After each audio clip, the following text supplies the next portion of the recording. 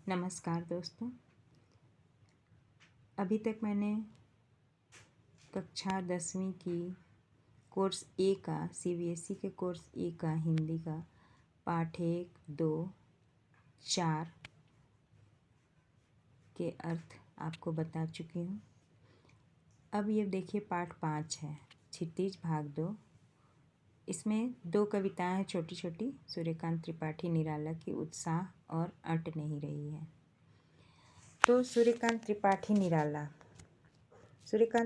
निराला के बारे में हम पहले जान लेते हैं।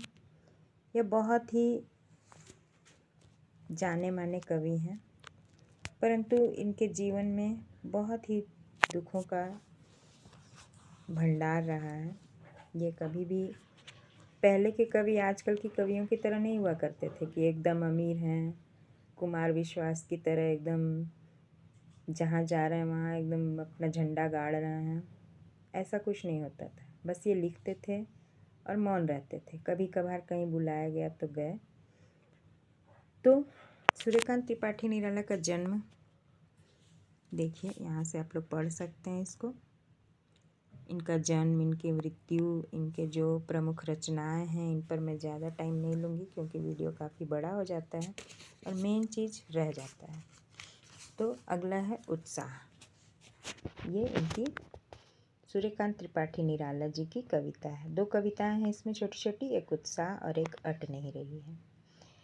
उत्साह में देखिए कवि कहना चाहते हैं बादलों को कि बादल गरजो, घेर घेर घोर गगन धराधर ओ, ललित ललित काले घुंघराले, बाल कल्पना कैसे पाले, विद्युत छवि उर में कवि नवजीवन वाले, वज्र छिपा नूतन कविता फिर भर दो, बादल गरजो।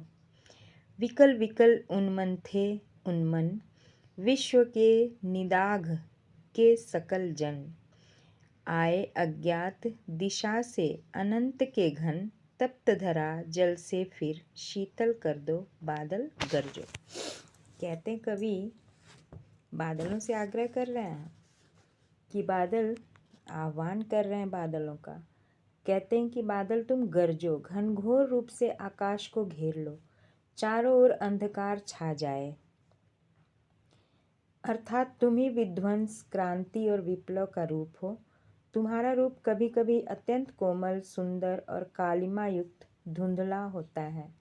ऐसा रूप तुम्हारा अत्यंत मनमोहक है, जैसे बादल के मन की कल्पना अत्यंत मनमोहक होती है। तुम्हारे हृदय में यद्यपि बिजली रहती है, अर्थात तुम में विनाश की शक्ति विद्यमान है, किंतु दूसरी ओर तुम नवजीवन देने वाले भी हो।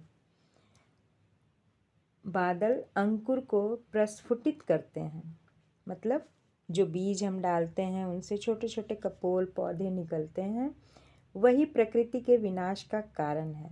तुम्हारे भीतर वज्र जैसी शक्ति छिपी है, इसे तुम मेरे इस नूतन कविता में भर दो, बादल गरजो। कहते हैं विकल कल उन्मन थे उन्मन। कहते हैं पूरी पृथ्वी के लोग गर्मी से इतने व्याकुल हैं कि उनका मन कहीं टिक ही नहीं रहा है। उन्मन मतलब मन बेचैन हो रहा है। वे अत्यंत अनमने से दिखाई दे रहे हैं। तुम पूरे विश्व को गर्मी में तृप्ति प्रदान कर सकते हो। अनजान अनंत दिशा के आकाश में छाकर इस गर्मी से व्याकुल पृथ्वी को अपने जल से शीतल कर दो। अंत में फिर कवि बादल को आह्वान करता है और कहता है कि समस्त पृथ्वी को तृप्त करने के लिए बादल तुम गरजो, और इससे मानव भी प्रसन्नचित्त हो जाएंगे। ठीक है, अगला है अट नहीं रही है। निराला जी की कविता है, इसी में है, इसी पाठ में आप पढ़े होंगे। अट नहीं रही है। आभा फागुन की तन सट नहीं रही है, कहीं सांस लेते हो घर घर भर देते हो, उड़ने को नभ में तुम पर कर देते हो। आँख हटाता हूँ तो हट नहीं रही है, पत्तों से लदी डाल कहीं हरी कहीं लाल, कहीं पड़ी है उर में मंद गंध पुष्पमाल, पाट पाट शोभाश्री पट नहीं रही है, अट नहीं रही है।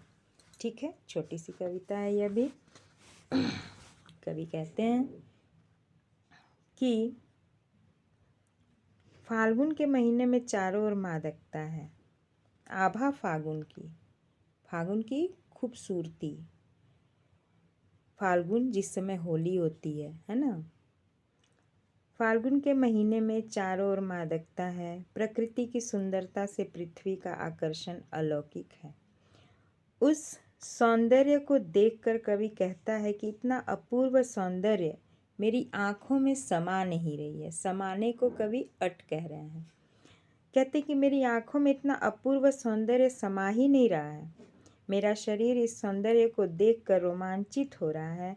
फाल्गुन के महीने में प्रकृति सांस लेती है तो अपनी सुगंध से प्रत्येक घर को भर देती है। पक्षी आकाश में पंख फैलाकर उड़ने की तैयारी कर रहे हैं और उड़ने के लिए उत्साहित हो रहे हैं।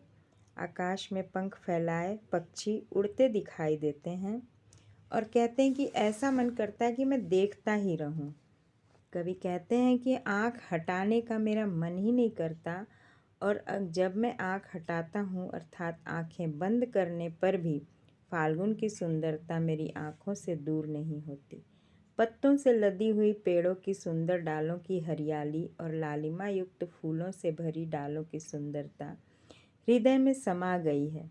धीमी सुगंध युक्त फूलों की मालाएं प्रत्येक स्थान को सौंदर्य से पूर्ण कर रही है। चारों ओर हरियाली युक्त लताओं पर लालिमा युक्त फूलों का सौंदर्य मन को आकर्षित कर रहा है। लताओं पर लालिमा युक्त जो फूलों का सौंदर्य है वह भी मन को बहुत ही आकर्षित कर रहा है। लताएं मतलब फूलों के पौधों की डालियों को लताएं कहते हैं। और यह फाल्गुन के महीने का संपूर्ण सौंदर्य जो है वह मेरे हृदय में समा ही नहीं रहा है। इतना सुंदर, इतना सौंदर्य